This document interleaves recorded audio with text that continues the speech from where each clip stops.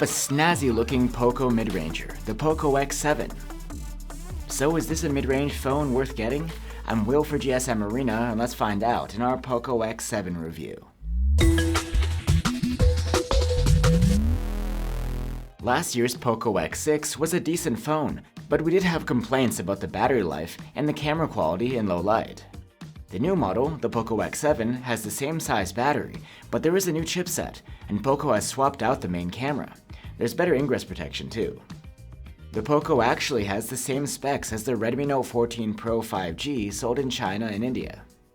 Unlike the Redmi though, the Poco X7 really stands out with its two-tone design.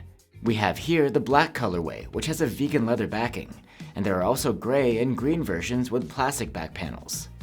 The phone feels slim and elegant, and the snazzy camera housing lends a premium look, and both the back and the front curve into a thin plastic frame. Poco says that the phone features a cushioning internal structure for shock absorption, which helps with drop resistance. And the X7 is IP68 rated for dust and water resistance, which is a welcome upgrade over the basic splash protection on previous Poco phones. The display of the Poco X7 is a 6.67-inch OLED with a 1220p resolution and a 120Hz refresh rate. It's nearly the same as the Poco X6's screen, but this time around is curved, with Gorilla Glass Victus 2 protection. The display is plenty sharp, with thin bezels, and there's support for the HDR10+ and Dolby Vision video standards. The phone's refresh rate is adaptive. To save energy, it drops from a smooth 120Hz down to 60Hz when idling or when the screen shows static content. For some reason, the max screen brightness isn't as high as last year's model. We measured up to around 560 nits with the manual slider, and boosted to over 1100 nits in auto mode. The X6 could get to over 1300. For audio, the Poco X7 has a pair of stereo speakers with good loudness, and for sound quality there's well-presented highs, okay vocals, and some bass.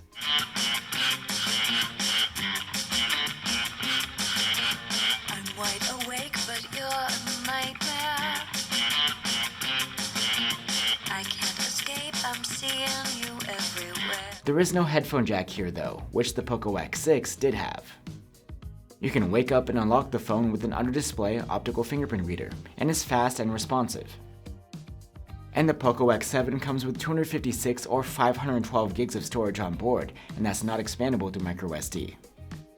At the time of this video, the Poco X7 is running on Xiaomi's HyperOS 1.04 on top of Android 14.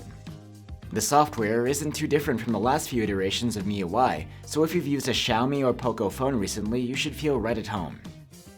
You can find out more about HyperOS by checking out our dedicated video. The Poco X7 has an IR blaster, which you can use to control other appliances with. And regarding software support, Xiaomi promises at least 3 years of OS updates and 4 years of security patches. This time around, Poco has gone with a MediaTek chipset instead of a Snapdragon one. The Poco X7 runs on a Dimensity 7300 Ultra. This chipset is far from a chart topper, but in benchmarks, the X7's performance scores are adequate for the class. And there is a small increase in the GPU performance over the Poco X6's. We were able to run our daily tasks without hiccups, and games run too, but their performance is simply average. The thermal management here is great though, without much throttling, as expected for a mid-ranger. I mentioned earlier that the Poco X6's battery life was underwhelming, and it has improved a bit on the X7, but is still behind the competition. With a 5110 mAh battery, the Poco X7 earned an active use score of 11 hours and 7 minutes in our tests. It's not bad, but competing mid-rangers do much better. The Poco X7 supports up to 45-watt charging and comes bundled with the charger in the box. With it, we were able to charge the Poco X7 from 0 to 62% in half an hour, and a full charge took an hour and 5 minutes.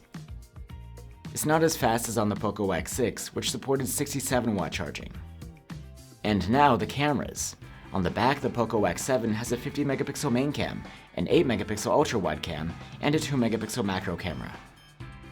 The main camera saves 12.5 megapixel photos due to pixel binning, and they're decent for the class. The resolve detail is average. The processing is far from natural looking. The colors are quite saturated, and contrast is alright. The dynamic range is wide too. The camera supposedly offers 2x in-sensor zoom, just like the Poco X6, but for some reason the 2x digital zoom comes out worse than last year, and quite overprocessed looking.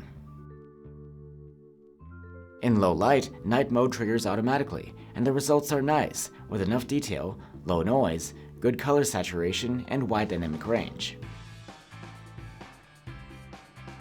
The ultra-wide camera's 8-megapixel photos are okay. They're average in detail and have oversaturated colors and mediocre contrast.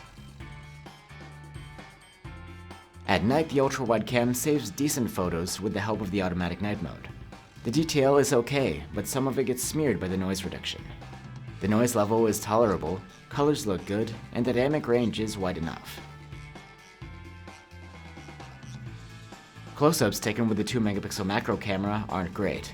They're desaturated looking, with poor detail, and they're often noisy. The Poco X7 has a 20-megapixel front-facing cam, and selfies have just average detail levels and an overall soft look. The color accuracy and dynamic range are adequate. The Poco X7 supports video recording in 4K with the main cam and 1080p with the ultra-wide and selfie cameras. In daylight, 4K videos from the main camera are good. They're detailed, with low noise, accurate colors, and good contrast and dynamic range.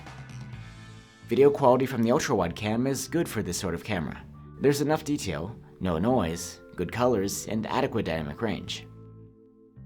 In low light, the 4K videos from the main camera are solid.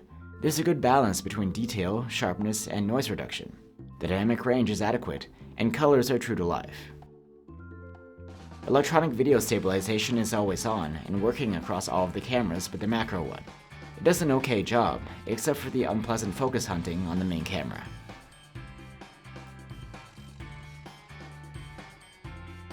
So that's the Poco X7. It brings a fresh design with protection against drops and water submersion, and there are decent cameras for the class. However, there are a few nitpicks compared to the previous model.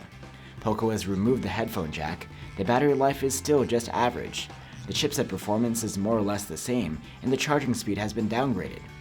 But even after all that, the Poco X7 is still a solid mid-ranger that's worth recommending, as long as you get it at a decent price.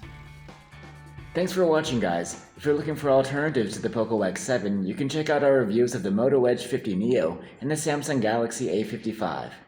Let us know what you think, and I'll see you on the next one.